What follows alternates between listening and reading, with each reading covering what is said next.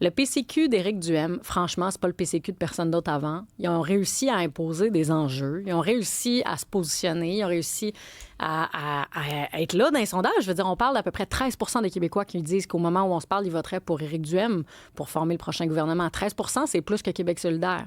Je veux dire, c'est quand même... Faut quand même le souligner. Ils n'ont pas réussi à faire élire de députés à l'Assemblée nationale encore, mais là, il y a une partielle dans Arthabasca. Mais Denis Coderre disait autant de votes que le Parti libéral. 500 000 Oui, à peu près 500 000 voix.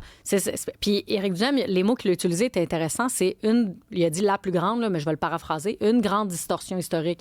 C'est vrai que quand il y a 500 000 Québécois qui votent pour toi, le fait que tu n'aies pas d'élu à l'Assemblée nationale, peut-être que le système, il fonctionne à moitié. Ouais. Alors que le Parti libéral, lui, profite de château fort où tout le monde vote en troupeau parce que c'est des anglos, puis ils pensent que tout le monde les déteste au Québec, à part le Parti libéral. Et c'est vrai aussi à Ottawa, parce que les dernières élections, les conservateurs, ils devançaient, en termes de vote en absolu, devançaient le Parti libéral du Canada, mais parce qu'ils scorent très fort dans les grands centres, on pense au GTA, à Toronto, à Montréal, à Vancouver, dans d'autres grandes villes, mais ils arrivent à se maintenir au pouvoir parce qu'ils ont une meilleure répartition de sièges. Il y a une concentration du vote conservateur dans certaines provinces, dans certaines circonscriptions. C'est vrai aussi pour le Parti libéral du Québec. Mais là, dans le cas d'Éric Duhem, lui, c'est 500 000 sur le territoire. Mais là, il y a comme un espèce de cas intéressant dans Arthabasca, dans le centre du Québec, où il pourrait faire une percée. Puis ça serait intéressant. Bien, évidemment que ça serait intéressant. Parce que d'entendre... Tu sais, le Québec solidaire est important à l'Assemblée nationale. Absolument. Quand il s'occupe du Québec, pas de la Palestine, là, c'est des sujets importants.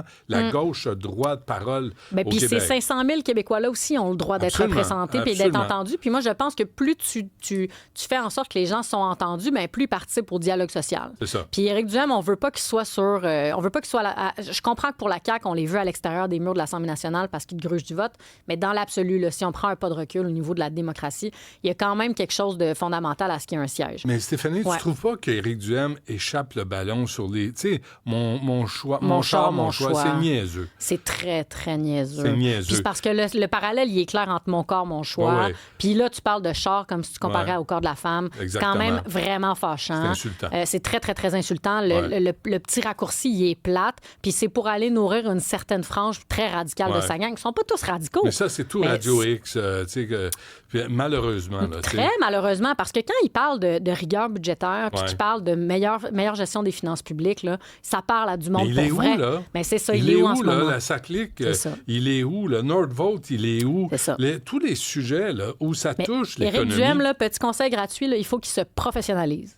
Parce qu'en ce moment, il reste vraiment comme une espèce de lobby de droite. Un militant. Un militant. Et là, il faut qu'il devienne une vraie formation politique qui a envie de briller. Cube, aussi disponible sur YouTube.